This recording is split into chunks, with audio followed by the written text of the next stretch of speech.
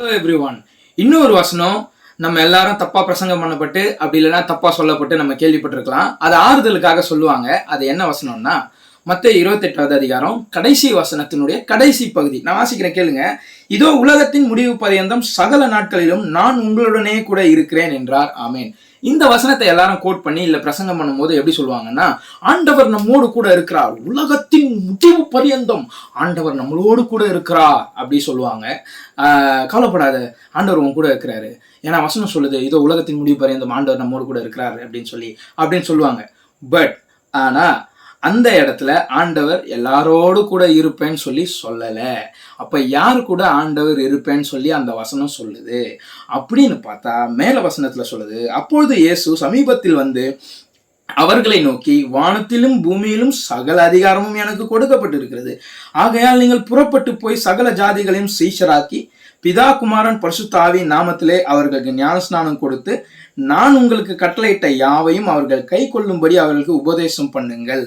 இதோ உலகத்தின் முடிவு பரியந்தம் சகல நாட்களில் நான் உங்களுடனே கூட இருப்பேன் அப்படின்னு இயேசு சொல்றாரு. கடைசியா அவர் பரமேறி போறதுக்கு முன்னாடி. அப்பனா கண்டிஷன் என்னன்னா, அவர் எல்லாரோடும் இருக்க மாட்டார், எல்லாரோடும் இருக்க அவர் விரும்புறதில்லை. தன்னுடைய சொந்த ஜனத்தோடு கூட இருக்க விரும்புகிறார். அவர் இந்த உலகத்துல வாழும் பொழுது 3.5 வருஷம் ஊழியம் பண்ணும்போது சீஷர்கள் 12 சீஷர்கள், அப்புறம் ஒரு 70 பேர், அப்புறம் ஒரு 120 பேர், குறிப்பா இந்த 12 பேர் கூட தான் அவர் எல்லா நேரத்தையும் செலவிட்டார். அவர்கள் தான் தங்களுடைய தரிசனத்தை சுமந்து செல்ல போகிற கருவிகளாய் இருக்க போறார்கள் என்று அவருக்கு தெரியும்.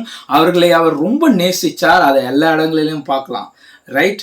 அப்ப யார் கூட இயேசு இருப்பார்னா, யாரெல்லாம் சீஷர்களா இருந்து சீஷர்களை உருவாக்குகிறார்களோ அவர்களை தான் இயேசு நேசிப்பார்.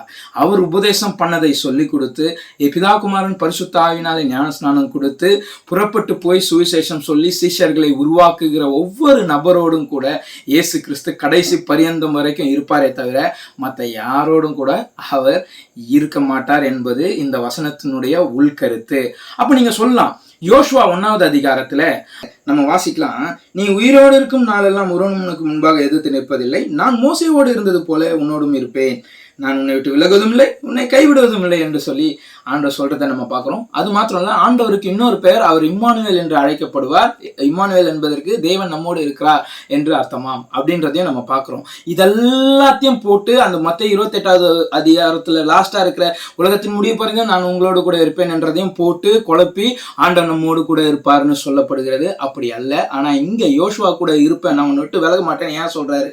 யோசுவா தன்னுடைய தரிசனத்தை சுமந்து செல்ல போகிற மோசேவை போல முன்னின்று நடத்த போகிற கருவியா இருக்க போகிறான். அதனால அவனை விட்டு விலக மாட்டேன்னு சொல்றாரு. நீங்க எங்கெல்லாம் யாரெல்லாம் பாக்குறீங்களோ அங்கெல்லாம் தேவன் யார் அவருடைய தரிசனத்தை அவர் மீது அன்பா இருந்து அவருடைய தரிசனத்தை சுமந்து செல்கிறார்களோ அவர்களை விட்டு அவர் விலக மாட்டேன் என்று சொல்லுகிறார். எங்கெல்லாம் ஆண்டவராகிய இயேசு கிறிஸ்து நான் உன்னோடு கூட இருக்கிறேன்னு சொல்றாரோ அங்கெல்லாம் அவர்கள் தேவனால் அழைக்கப்பட்டு அவருடைய தரிசனத்தை சுமந்து செல்லுகிற பிள்ளைகளாய் இருப்பார்கள். அவர்களோடு கூட தான் அவர் இருப்பார். தட் மீன்ஸ் சிம்பிளா சொல்ல போனா இயேசுனுடைய சீஷர்களா இருப்பார்கள்.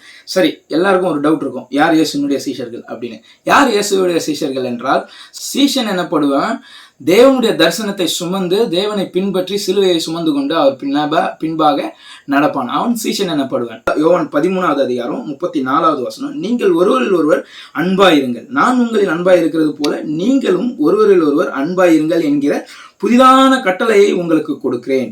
நீங்கள் ஒருவரில் ஒருவர் அன்புள்ளவர்களாய் இருந்தால் அதனால் நீங்கள் என்னுடைய சீஷர்கள் என்று எல்லாரும் அறிந்து கொள்வார்கள். அப்ப யார் தேவனுடைய சீஷன்? யாரெல்லாம் ஒருவரில் ஒருவர் அன்பாய் இருக்கிறார்களோ, முழு இருதயத்தோடும் முழு ஆத்மாவோடும் முழு பலத்தோடும் தேவனாகிய கர்த்தரிடத்தில் அன்பு கூறுவாயாக, உன்னை நேசிக்கிறது போல பிறனை நேசிப்பாயாக. இந்த 2 கட்டளையை, ஒருவரில் ஒருவர் அன்பாய் இருந்து இந்த 2 கட்டளையை யாரும் பின்பற்றுகிறார்களோ அவர்கள் தான் உண்மையான இயேசு கிறிஸ்துவனுடைய சீஷர்கள்.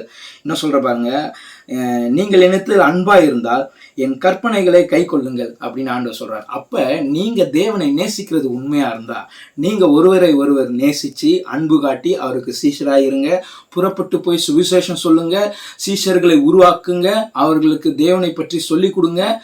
அப்படி செய்யும் போது ஆண்டவராக இயேசு கிறிஸ்து உங்க கூட முடிவு பரியந்தம் இருப்பார். இயேசு இருக்கணும்னா அதுதான் வழி. பாய் பாய்.